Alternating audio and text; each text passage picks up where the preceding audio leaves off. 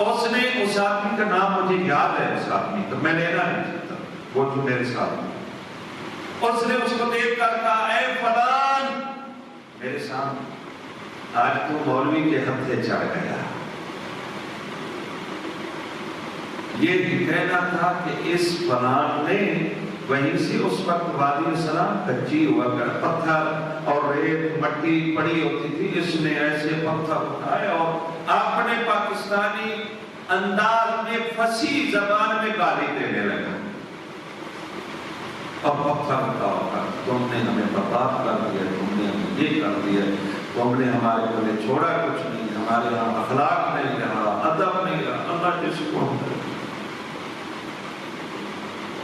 وہاں ایک مولانا بھی نکلے، انہوں نے صرف امامہ رکھا ہوا تھا، آئے مجھے ملے اور رو پڑے، واللہ باللہ سید علیہ دین رو پڑے، کہا میں اس قافلہ کے ساتھ پاکستان سے آیا ہوں، مولانا مجھے انہوں نے ذلیل کر کے رکھ دیا ہے، میں نماز پڑھوں تو مجھے یہ تانے دیتے ہیں، میں تسبیح ہاتھ میں رکھوں تو مجھے پتہ نہیں کیا کیا کہتے ہیں۔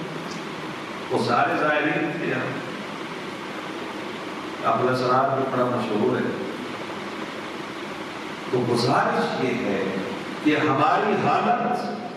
اتنی ابتر اور بری ہو گئی کہ کسی کو گالی دینے میں ہم بالکل جھجکتے نہیں۔ ہمارے ہم کتنی مجالس ہوتی، یہ لاہور کو لے لیں، سال میں لاکھوں مجالس گزر جاتے، ہم اپنی مجالس سے کیا لے کے آتے ہیں، ہمارے نوجوان وہاں سے کیا لے کے آتے ہیں، ہماری خواتین کیا لے کے آتی ہیں،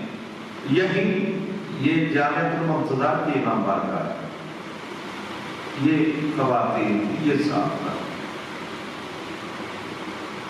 اذان سے پہلے یہاں پروگرام تھا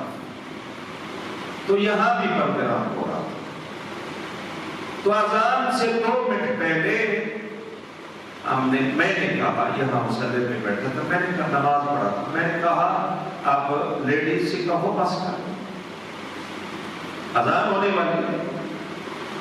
نہیں بس کی، اذان شروع ہو گئی، ادھر سے آواز آئی، تصدق ہوئی، جب بندہ گیا تو کہا تم ذکر امیر المومنین اچھا نہیں لگتا ہے نا،